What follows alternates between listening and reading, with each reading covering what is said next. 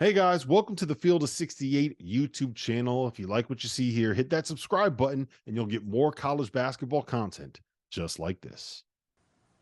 Yeah.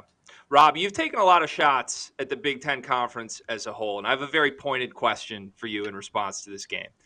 Does this result say more about Purdue, who is the best team in this conference, or does it say more about Indiana and where they're at as a program? I think it says a lot about Indiana, but I do think that this is a statement performance by Purdue. There's what's the saying with rivalry games, right? You throw the records out, like anybody can beat anybody on a game like this, on a night like this. You know that Assembly Hall's going to be rocking. You have number 2 Purdue coming in. Indiana and Purdue were tied in the Big Ten standings at this point, right? They were both 4-2 coming in. So if they are going to have a chance to be able to make a run at the conference with Wisconsin losing, it's not out of the question for Indiana to win this game, a game out of first place in the Big Ten. It's not.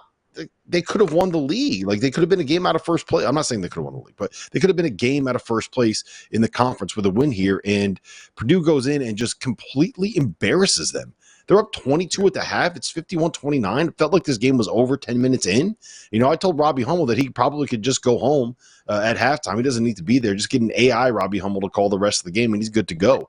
Get a move on, get back to Chicago a little bit more quickly. And the wildest part about it to me, guys, is that I think Braden Smith is like a top, like 6 to 8 point guard in college basketball this season, and he was bad tonight. He shot 2 for 14 from the floor. He was 0 for 6 from 3. I know he had 9 assists, and he kind of kept the offense moving, so it wasn't like a total train wreck, but he didn't play great. And generally speaking, when he doesn't play great, like the way that Nebraska beat Purdue last week was they completely took away Braden Smith and they completely took away Zach Edey, and they dared anybody else on the floor to beat him, right? And then we saw a night tonight where Braden Smith goes 2 for 14 from the floor, and Purdue's still up by 22 at halftime. Like, it's a statement to me from Purdue in terms of what they can be and how dangerous they are.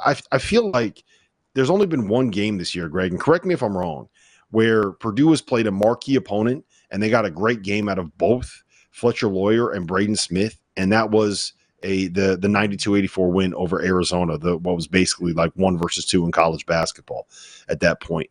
And we talk a lot about how UConn still has room to grow with Steph Castle getting healthy and Donovan Clingan getting healthy, and them haven't played together really when they've both been fit.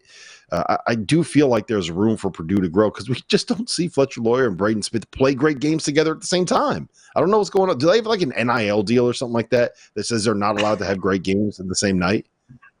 I think they had to cut Lance Jones in. I think that's what happened, right? Yeah, they used to be able to combine for 100%. Now he's taking some of the shine. He was pretty good tonight for the record, but I was curious where you would go with that answer, though, Rob. And I think it is important to praise how far Purdue has come, because in the past they don't survive a performance like that from Braden Smith. Now, the one thing I would add is I think it's easier to get to the finish line the way they did tonight, in the fashion they did tonight, when 3 of Indiana's starters are auto-benched with 2 fouls by the under 12. I mean, that just happened. And I don't like playing the officiating game. You can do this with every single Purdue game all season long. It's very difficult to officiate Zach Edey, but it is a thing. If you go through his career in the games they've lost in the NCAA tournament, those games are called extremely differently than Big Ten basketball games are. It just is what it is, which is why I have a little bit of a hot take, gentlemen. And I'm about ready to submit my Vaulted prediction of the night. Vaulted is an app that allows you to participate in daily cash prize pools without an entry fee. It is the place for you to store your own predictions forever. And by using the Vaulted Challenge feature, you can prove that you are smarter than your friends like Chris Mack and Rob Dauster. Go download the Vaulted app. It's spelled VLTED to challenge your friends, store your predictions, join daily cash prize pools without an entry fee. My Vaulted challenge for tonight, guys. I saw enough. I saw the demons in Braden Smith's eyes tonight, guys. 2 for 14 from the floor. This is now his 3rd game against Indiana in his career in the rivalry where he hasn't hit double-figure scoring. Big games have been an issue for him in the past. Purdue's not going to the Final Four, gentlemen. That's my prediction. I don't see it. I see the ghosts, and I think they see the ghosts, and I hate that I had to be the Big Ten guy saying that about my Boilermakers. but it is what it is, gentlemen. I did not like what I saw.